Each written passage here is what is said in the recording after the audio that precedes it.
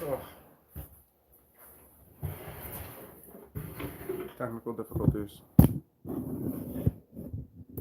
Oh yeah, that would have been the best from the jump. All right, guys, here we are. Hope you can see me. Hope this is working out. This is my first time doing this. As you guys know, the MMA beat is now canceled. It's now been defunct.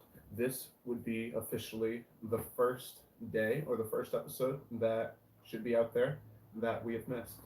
But I decided that I was going to try to keep it going. It was a good motivation for me to finally get off my butt and get some content going out here more routinely.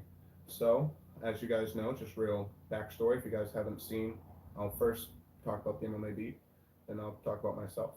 If you guys haven't seen already, you guys probably know about the MMA beat. If you guys are that trolling this, if that kind of caught your attention, sorry, stuttered for a second there. The MMA beat, it was a long running show started by Ariel Hawani, and they had a lot of guests on there. It was really cool because it was the first show that was really talking about the news and covering not just the actual fights about MMA, which is now what no one seems to even focus on the fights.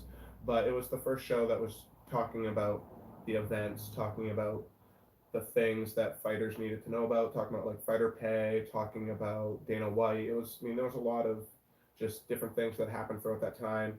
When Ariel Helwani first got kicked off, he like cries on air on the MMA beat. There was a lot of great moments that happened. And then the MMA beat eventually was transferred over to Luke Thomas. Luke Thomas took it over in such a great way. He was able to just keep it going, keep the conversations going in his fashion. I love Luke Thomas, and I'm sure lots of you guys do. He recently left the MMA beat and left MMA fighting to now pursue a new channel, new things with Showtime. So that was pretty interesting. And if I don't know if any of you guys have yet, I watched his newest show, uh, Morning Combat. Can't remember, something Mortal Kombat style. That's what it makes me think of. And then that same name, Dissection. But it was very interesting. He basically still doing the same things. Now he's doing it with O'Leary, who they just had a beautiful dynamic once that guy started getting onto the show. So I'm very excited to see where they go from that. I hope they get their own channel. Right now they're under the same channel as one of Brandon Schaub's shows, Below the Belt. So I'd like to see them have their own YouTube page. It's not that hard to make their own YouTube page, but it's cool that they have that and that they're keeping it going. The first show was pretty interesting, kind of similar to how I'm doing it right now. They had a little better setup, or at least they had a TV in the background, and they were in a nice giant cement room. It was fairly interesting, but they haven't been kidnapped, it seems, and I'm excited to see where they go from there. So, with that aside, let's talk about some actual things, some actual MMA things, right? Of course, the news of the weekend is Jorge Masvidal knocking out Ben Askren in 5 seconds, the fastest knockout in UFC history, and there's a lot of elements behind that. Number one, Ben Askren was undefeated. He's someone that people were scared about. There's not a lot of people in the UFC, or not a lot of people in MMA that have been undefeated for so long. He had fought for over 10 years, demolishing everybody with his wrestling. Everybody just assumed that most likely if he got a hold of Jorge Masvidal, he was probably going to do the same. This was a good. People thought this would be a good test to really see like how legit he was, to see how true he was. Now this doesn't mean that Ben Askren isn't a legit fighter, and I'm not saying that it's a fluke because it definitely wasn't a fluke either. But it was just crazy. There was a lot of significance to this KO. It wasn't just that it was the fastest KO, but if somebody else had just knocked out another person, it wouldn't mean as much as this, is what I'm trying to say. Because it's who he KO'd, it's how he KO'd them, how he KO'd him. There was a lot of things building up to this. So this is just a really momentous event for MMA, and that was like a classic UFC moment. There's been these things that happen that make you be like, wow, this is why I watch this. This is why I'm into MMA. This is why I watch this sport. This is why I'm all about it. And that was one of those moments right there. It was crazy. It was unique. And it was something that doesn't happen in other sports. That's the fact, is that no other sport, unless it's a combative sport, can be finished in 5 seconds. It's just one of those things that no one expects. And Ben Askren kind of put himself there, right? There's classically, I would almost say that there's three types of. I'm not the best wrestler, number one, but classically, there's like three different types of takedowns, right? You can see people shoot for a takedown where they bring their knee all the way down. Then you can see people shoot for a takedown where they just level change. In a Mike Brown seminar almost 10 years ago, maybe less than 10 years ago, he mentioned that he no longer suggests people putting his knee down. He mentions that he just level changes, and as he level changes, he just shoots for the hips, grabs onto the legs. So now you're seeing a lot of people doing that, obviously in MMA for the last good decent amount of time. Ben Askren, he doesn't do either of those things. Ben Askren bends from the waist. So rather than doing a level change where if this is my spine and I'm coming straight down and then shooting in for a takedown with a solid neck and chin, what Ben Askren does is he literally bends his back and then grabs. And then as he's grabbed, he's able to take people down. He was even doing that in his wrestling competitions. So by even that's his technique. That's what makes him so different. That's what makes him so unique. Because when he does that, when he bends at the waist, people aren't used to the timing. People aren't used to seeing that, and he's able to duck shots. And he doesn't even strike really most of the time. He's just able to come right in and duck with that. But with that in mind, Jorge knew that that's how he shot, and he was able to time that and was able to draw it out of him. I'm sure by now everybody knows. Everybody's talked about how Jorge started the fight with his hands behind his back, started the fight walking away, putting his back to him, giving him this relaxed sense, really, nothing's happening here. We're safe. We'll ease into this.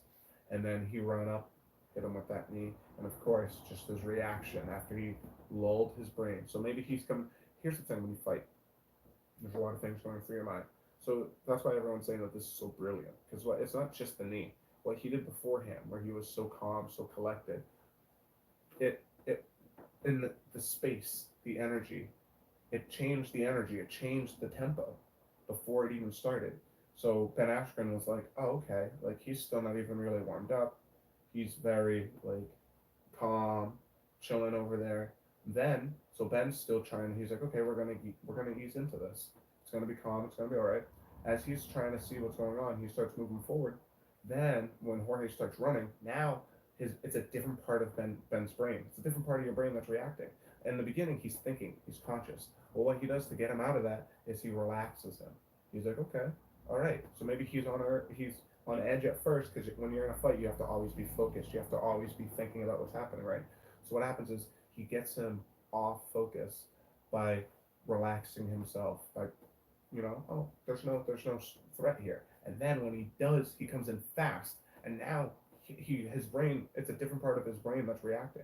It's deep and deep into his brain. When it comes out, he's going to duck down, and that's exactly what Jorge knew was going to happen, and that's why he's setting him up perfectly for that knee. It was beautiful, beautiful timing, beautiful execution.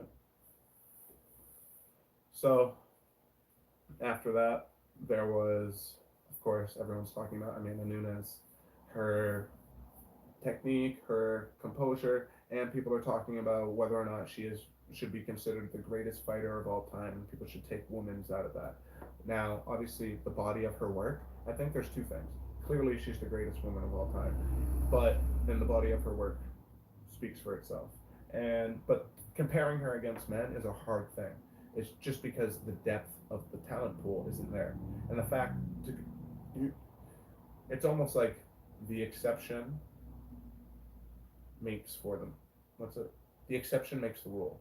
You know what I mean? So what's happening here is she's so if you look at her resume, the people that she's beat, you can't find anybody like that in men's MMA. That's because of how deep it is. That's just not possible. You know what I mean? So who is she beating? If you look at it, but this doesn't take anything away from her. Obviously, she's the best, and she should be. I mean, you could consider her maybe second, third, or fourth best right now, men or female, still. But if you're looking at it and you're looking like technique for technique, they're like obviously like people. That's why people consider Mighty Mouse so great, not just because of all these things and Joe Rogan talking, but if you actually looked at his technique and the things he was doing, he did things that people weren't doing. That was just very special. Everything he did was sharp and technical, and the way that you would do it. So that's what made him so different. That's what makes him so unique. And then of course that suplex to armbar. That's something that no one ever done. No one ever thought of. That was just a different place to go. So Amanda Nunes, if you break down the people that she's fought, people that she's beaten, she's fought Valentina Shevchenko, beaten her twice. Valentina actually comes up to Maine. I've missed her every time, but she comes up to Maine once a year. I'm hoping to get her again. Hoping to get in on the next time she comes up here.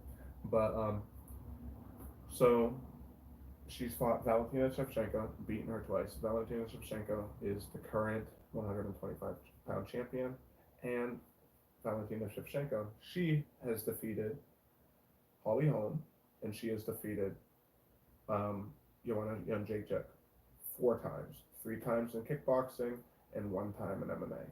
And Joanna Jędrzejczyk for the longest time was considered and still considered one of the best strawweights, and she was considered the best strawweight fighter. She has the longest strawweight title defenses right now. So it's kind of like MMA math, yada yada, but just by looking at it, kind of if you do like the Kevin Bacon, have you guys ever heard of that? Like Thousand Strings of Kevin Bacon. The idea is like you think of an actor. Um, People turned it into BJ Penn too. The idea is like you think of an actor, so like Brad Pitt or whatever, and you can go 3 other actors, 3 other movies, and eventually you'll find a movie that has Brad Pitt and Kevin Bacon in it, or a connection between those two. So like it would be like because like Kevin Bacon's been in all these movies, and because he's been in all these movies, other people have been in those movies. So the way it would be like Kevin Bacon has been in, I can't even think of any Kevin Bacon movies, so I'm just gonna make it up. But Kevin Bacon's been in blank movie A. Because Kevin Bacon's been in movie A, there is this other actor, Jim Carrey. Jim Carrey was in this movie with Kevin Bacon, and then Jim Carrey was also in a movie with Brad Pitt. Boom. So now that's how you can connect Kevin Bacon to Brad Pitt. Or like with BJ Penn, people was able to do the game for the longest time, and now that he's back, he could probably continue the game for the longest time with BJ Penn. So we think of Cain Velasquez. All right, so this is an easy way to play the game. Cain Velasquez. So how are we gonna make it so that we connect Cain Velasquez to BJ Penn? I know I go on a long tangents. We go through his resume, we go through the people that they fought together, and within 3 people, see if we can connect Cain Velasquez to um, to BJ Penn. So thinking off the top of my head, BJ Penn fought Lyoto Machida. Lyoto Machida fought Randy Couture. Randy Couture fought Brock Lesnar. Brock Lesnar fought Cain Velasquez. So you see what I mean? So it's something just like a little way to play the game like that. So if you're thinking it in that regards, Amanda Nunes, she's defeated all these people. You know what I mean? Like in some way you could play this game now with Amanda Nunes, and she's defeated like everybody in the women's division almost. It's weird if you think about it like this, because she's defeated Valentina Shevchenko, and Valentina Shevchenko has defeated Joanna Jędrzejczyk 4 times. So that's like, oh, okay, that's 2 divisions right there. The way like people think about it. Obviously, this isn't true, but this is the way like casual fans, just the way it's just a way to think of it when you're measuring her greatness, and this is why people are like, she is the best. But so she's beaten Valentina Shevchenko, she's beaten Joanna Jędrzejczyk. Then on top of that, she's beaten all the people in her division. Ronda Rousey. Ronda Rousey was undefeated for 10 fights. That's all these people. And then if you can say the only person that really recently has hurt or had beaten Amanda Nunes was Kat Zingano. And Ronda Rousey demolished her in like 10 seconds. So she beat Ronda Rousey, she beat Miesha Tate, and she beat Ronda Rousey, Miesha Tate, I know Cyborg. Who's the other woman she beat? Was that it? Ronda Rousey, Miesha Tate, and then straight to Cyborg? Huh. She's beaten every woman's champion so far, essentially. So she's beaten every women's bantamweight champion since now she just recently. Yeah, I guess that was it. There was only Holly Holm, Miesha Tate, Amanda Nunes, and then she fought. Yeah, there was only Ronda Rousey, Miesha Tate, Amanda Nunes, and then now she just fought Holly Holm, and she's fought Kat Zingano. So she's beaten every woman outside of directly fighting Joanna Jędrzejczyk. She would have beaten every woman who has held UFC title.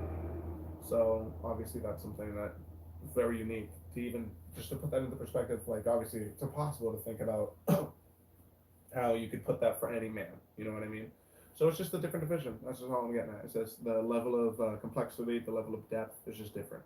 But it's nothing to downgrade the things that Amanda Nunes has done. She's done the best that she can do in the division that she has, and she's been killing people. And I'm sure she would defeat a lot of men if that was something that people did.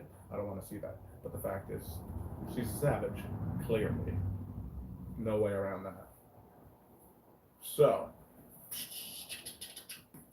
we got those two fights. What else? Well, Chad Mendez recently retired. Unfortunate news there for me, just because I'm a big fan of Chad Mendez, but not unfortunate news in the way of like obviously if anybody wants to retire, you don't want to see them stick around. You don't want to see anybody get hurt. So it's just interesting that he chose to retire and that he's out after that last fight with. Listen, guys, I do all this off the top of my head. If you guys couldn't tell, I literally do all of this off the top of my head. So when I was, yeah, I can't remember who Chad Mendez fought, but he basically had a mirror fight against this guy who was just a little more technical than him, using a little more feints. But it's not like he got blown out of the water, but it just kept, as the time progressed, you could tell he was losing, and it was just going away from him. And then that man brought that fight to Jose Aldo. But all right, I mean, this is my first little attempt here. I think I covered a decent range of topics. I'm trying to think if there's anything else more pressing. Obviously, I'm going to try to do this thing with guests. I'm going to try to get people, potentially, I'm going to try to actually have like camera angles and things like that. Right now, I'm doing this off my phone on a tripod in my kitchen. So stick with me, guys. Obviously, I didn't really make a plan for where I was going to go. Next time I'll have a script or something. Maybe just some bullet points for what the newsworthy. Now I'm going to start thinking out what, as the news progresses throughout the week, what should be spoken on, and get my opinions out there. But this is my first time doing this. This is Duncan the Highlander. I fight MMA. You guys may, my little shout to fame right now is fighting Face Sensei. I lost that fight. That was many years ago. And now me and him, we train fairly regularly. So you guys may have known me from there. I should be fighting soon, having more fights coming out, and growing pro, making it all happen. So check out my YouTube page, please. Give me a subscribe, give me a share, tell your friends, tell everybody about it, and just keep it going so that I can keep it going and maybe potentially get past the point where I'm talking into a Samsung Galaxy Note 9, sitting, doing my thing. But I hope you guys like this. Next time I'll try to figure out a way to make it a little more to the point.